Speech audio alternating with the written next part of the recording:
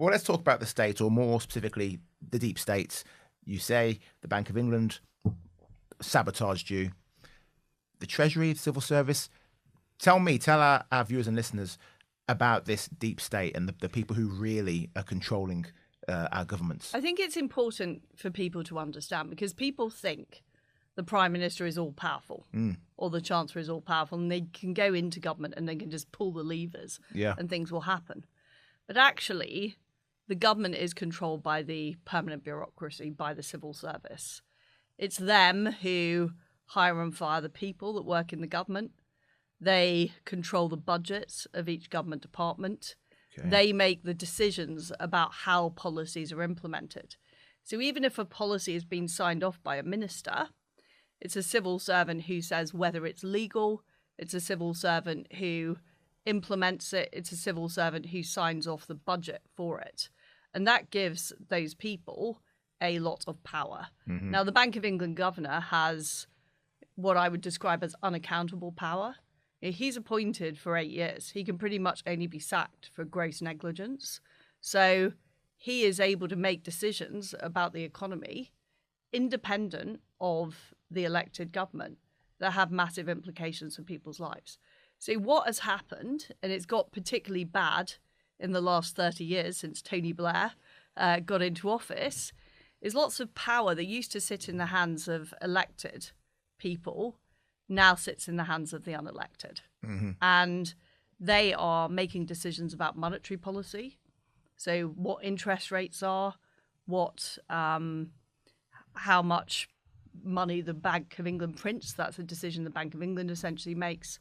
They're making decisions about fiscal policy. So if you look at the budget coming up, you'll hear a lot about the Office of Budget Responsibility, the OBR. Yeah. They're the people that essentially set the tram lines which the Chancellor has to operate in. And the same is true, by the way, for things like migration. You know, there's an independent government legal department that decides what's legal and what's illegal.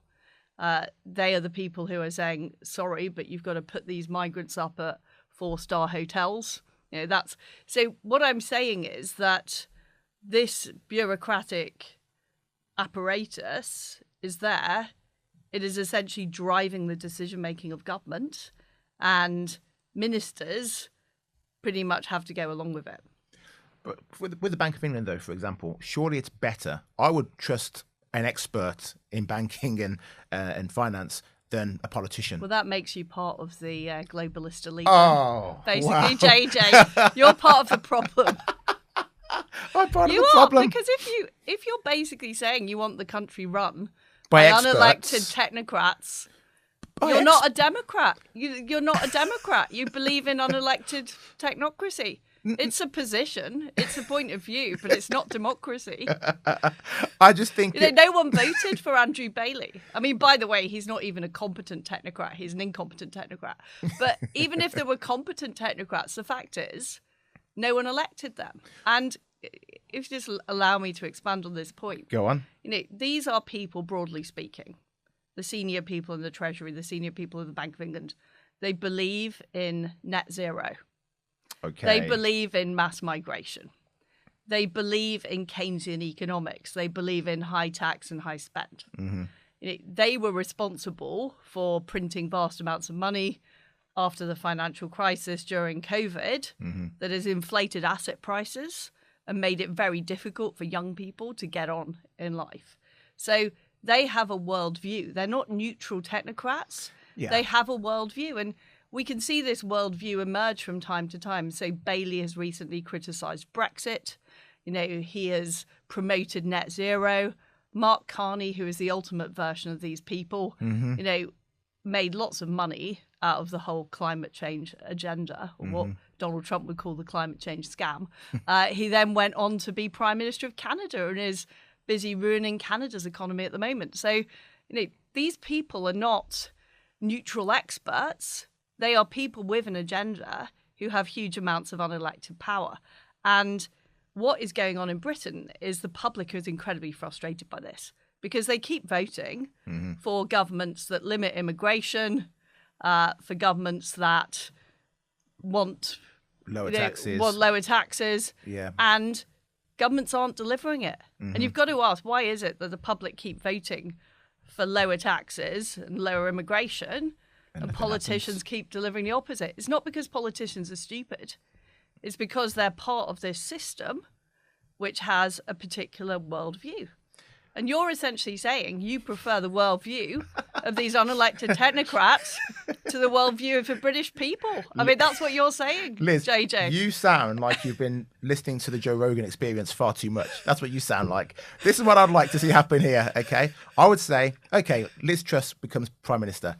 You then get to put in place the who's in charge of Bank of England, who's in charge of the Treasury, who's going to be heading up the civil service departments. That's what I think that should be happening. Correct. But I don't think it should be politicians put into those positions. I think it should be just the people who are best at those jobs. Yeah, but who's deciding who's best? Well, the Prime Minister. The Prime Minister should decide. Then that is a political appointment, fine. Yeah, but as long as it's not an actual politician. But what's an actual politician An compared MP. to? I don't want an MP running it. Like, we've got Rachel from Accounts now in charge of things. She's not in charge. This is what I'm trying to say to you, JJ, that I'm no fan of hers whatsoever, but she is not dictating monetary and fiscal policy in this country. It's being run by the Bank of England governor. It's being run by the Office of Budget Responsibility. It's being run by the Treasury officials. And until people really understand what is going on and how the country operates, we're not going to fix it. That's what I'm saying to you. And even if somebody is bad, like Starmer or Reeves, they are elected. None of these other people have been elected and they can't be removed. That is the fundamental problem. And by the way, Rachel Reeves and Keir Starmer are fans of the unelected technocracy. These are, she worked at the Bank of England. We don't know exactly what job she did, but she worked at the Bank of England. Keir Starmer was head of the CPS. So these are people who are ingrained in that system and that way of thinking. But nevertheless, they are elected politicians. And we have a system in Britain where the unelected are far too powerful. And they get no accountability. They don't go on shows like this. They don't get questioned on Laurel Kuenssberg. Yeah. Even though, the Bank of England has failed at every single policy it's been responsible for. It failed at financial stability. It was its job to make sure things were stable in 2022. It didn't do that. It failed on the pensions industry. It's failed on inflation. Even though inflation is over target, the Bank of England still lowered interest rates. Why did they do that? They haven't been held to account for that. So these institutions are failing, and it's not limited to financial institutions. It's also true of the Climate Change Committee. It's also true of the Home Office. I mean, we've just seen failure after failure at the Home Office. Yet none of these people get sacked. Yeah. So you agree with me, though, that we should have non-politicians, but they can be... I just think it's your definition of politicians. So let's look at the American system where Donald Trump has brought in people like Elon Musk or like Scott Bessent, who were involved in other jobs and are the best person for the job. That to me is a good system. That's a good system. But those people would be defined in America as politicians. No, because I think they'd be defined as political is appointments, not politicians. We're just splitting hairs here. I think we're splitting hairs. Well, let's say you'd been given time to actually put your ideas into action. What would your vision of the country have been?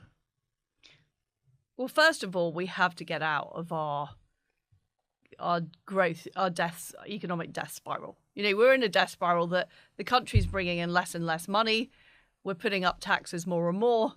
It's a doom loop because the more you put up taxes, the harder you make it to start a business, the lower the economic growth is, the less money is coming in. So my fundamental vision was to change that, to do things like get fracking, make it easier to build things in this country, lower taxes to attract business. You get the economy growing. You're bringing in more tax revenue, not because you put up tax rates, but because there's more activity. That's the tax revenue you want. Then you can actually use that revenue to improve public services. At the same time, you've got to cut out all of the waste, and we've got to stop funding illegal asylum seekers to stay in hotels around Britain. We've got to deal with those things. So alongside that economic change, you also need to get rid of the rest of the Blairite legacy, the Human Rights Act, which means that illegal immigrants stay in this country. You need to get rid of the Equality Act, which has embedded DEI into everything we do. There's no worse crime in Britain, apparently, than being accused of being a racist. That is the worst possible crime you could commit in modern Britain. We have to take on that whole unelected bureaucracy that is driving our country into the ground. That's the bottom line. And what my plan was to do is to, in 2022, get the economy in the right direction so that we could put to the country in 2024 the really big changes we needed to make Britain great again. That's what I wanted to do. Okay. And I was not able to even do the start of it because I was thwarted. Not just by the Bank of England and the Treasury, but also by people in the Conservative Party who didn't want the country to change. And they still don't want the country to change because they're doing quite fine out of the country as it is. Well, the markets were panicked, and as you say, you weren't even able to implement the plan. When you say the markets were panicked, the markets were reacting to the Bank of England. Mm-hmm. What did the Bank of England do? It announced the sale of £40 billion of gilts the day before the mini-budget. Mm-hmm. Then it failed to properly regulate the pension industry. All these pension funds were caught having bet on interest rates being low forever, which they were never going to be. And the Bank of England had failed to properly supervise that, which was their job. And of course, one of the issues with the market reaction was the Bank of England is very powerful with the economic institutions. And they were there pointing the finger at me. Pointing the finger at the mini-budget rather than admitting what they'd done. You also had politicians in Parliament on the Conservative side deliberately trying to undermine me and saying that they wouldn't vote for fracking. They wouldn't vote for cuts in the welfare budget, which I was putting forward. So that made life very difficult. Fundamentally, if the mini-budget had had the support of all the Conservative MPs, and it hadn't been undermined by the Bank of England, we'd be in a different position today. That's the situation. But there's very few people, lots of people sort of point a finger and say blah, blah, blah. But very few people argue that the policies were wrong. Mm-hmm. So the fundamental policy that I was forced to reverse by the OBR and the Bank of England was raising corporation tax from 19% to 25%. Mm-hmm. Raising corporation tax to 25% has been a disaster. It's been a disaster. Yeah. And yet people won't talk about that. So they won't talk about the policies in the budget. They'll just say, oh, well, you weren't in office for this much time, or But this is the thing. I don't think your plan was wild and crazy, but the Bank of England were against it. You have conspirators, even in your own party, trying to thwart you. Particularly in my own party. So then, was it a case of? Is there any part of it where it's perhaps if you had communicated with these bad actors a little bit differently, that maybe you could have garnered some support? Bad actors are bad actors. They don't sort of. You've got to understand that, and this is what people who want to change Britain have to understand. That there are powerful vested interests who don't want things to change, who benefit from the status quo, who actively promote the status quo. That is what the Bank of England are. We've got a governor who supports DEI, he supports net zero, he supports mass migration, he hates Brexit. That's his position. That is not just him, by the way. It is the whole institution is of that view. The whole Treasury is of that view. They don't want a successful Prime Minister who is going to implement policies to undermine that worldview. Likewise, in the Conservative Party, there were people in the Conservative Party who backed net zero, who didn't want fracking, who want to be part of the status quo. You might call it the uni party. Well, why they don't want change. But the point is that these people, I couldn't go to them and say, change your entire worldview. They don't want to. This is, and they are busy. They have powerful positions with the press, with the media. The Bank of England is very powerful with the media. Media don't want to print any stories that are critical of the Bank of England. You will find that. Not here. We're here. We no, print but I'm whatever we just saying want. that's the general view. Okay. So these institutions carry a lot of power with the media. So if you're trying to communicate an alternative narrative, it is very difficult. And if you look at what happened to Trump in 2016 to 2020, he faced a lot of those issues because the mainstream media, the CNNs of this world, did not want to communicate that stuff, which is hence the importance of things like the Joe Rogan show in actually being able to get the message across. And we don't have enough independent media in Britain to be able to get the message across. But it's very important that people understand that these forces who don't want change aren't going away. They're still very, very powerful. Well, we now have the Daily Espresso for you to. Well, that's gonna break through. It is. It absolutely will.